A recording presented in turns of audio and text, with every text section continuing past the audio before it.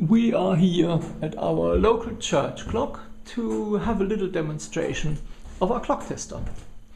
Up here is the pendulum case. You can see the weights here. We have an automatic winder for all three trains in place if you're interested in that sort of thing. Here is our pendulum case, and you can see that pendulum bob swinging back and forth nicely. I've already put our light sensor up. There's the weight being wound up whilst we're at it. Right, we already have a light sensor in place, and if I switch on the clock tester you can see the diode lighting up, and you can see how the pendulum just cuts through the light. On the other side of the light we've got the photo transistor.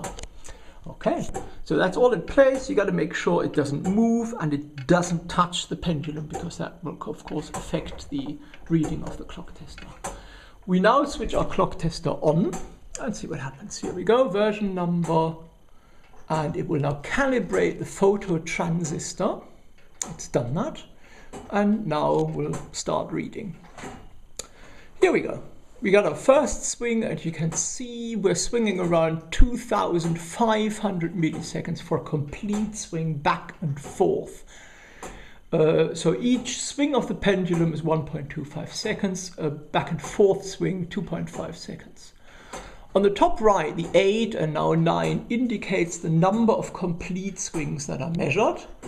The bottom right is the quality setting. At the moment, 0. That means it doesn't get any better than that. With time, that will deteriorate slightly. You can now see it turning to 1. This is still excellent. This number is calculated by taking the maximum time it took for a complete swing minus the minimum amount of time divided by the average multiplied by 10,000. You can expect from your run-of-the-mill striking pendulum clock a quality reading of around 100, a very good, nice pendulum regulator clock below 10, sort of between 3 and 10. And a church clock like this, we get a quality setting of 1 to 2. This enables you, now we've measured 29 swings, and I already can tell you that this clockwork isn't dirty, it's working quite well, and we've got an excellent clock in front of us. All done within less than a minute. That's pretty nice. A bit more than a minute actually. Right, let's see what's happening now. You can see that the time it takes for the complete swing is slightly below 2.5 seconds, but not much.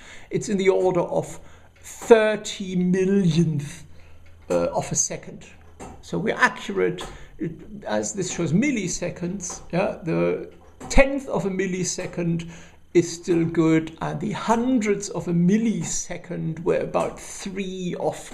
That means this clock is running slightly, ever so slightly fast, and that is right. At the moment we're gaining about 0.2 seconds per day. I regulate that by putting 2 P coins on the top of the pendulum, and I always let it run a bit fast and then a bit slow. I monitor the clock over the internet and come down every week or so and put a penny on, a 2 P coin on, or take one off. With this device, of course, I can also check how my pendulum is doing, and you can see ever so slightly fast. That's perfect. We've measured 60 complete swings now, and we can see that our average is now stabilizing around the millions of a second. Yeah, 970, 969, 969, 969. It's stabilizing quite well.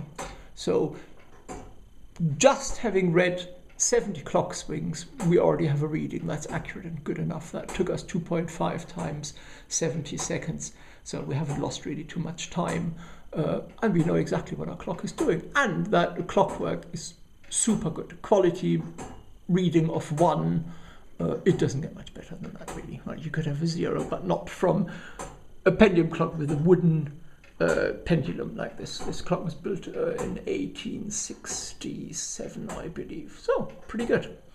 And that shows quite well what our clock tester is doing. Thank you very much.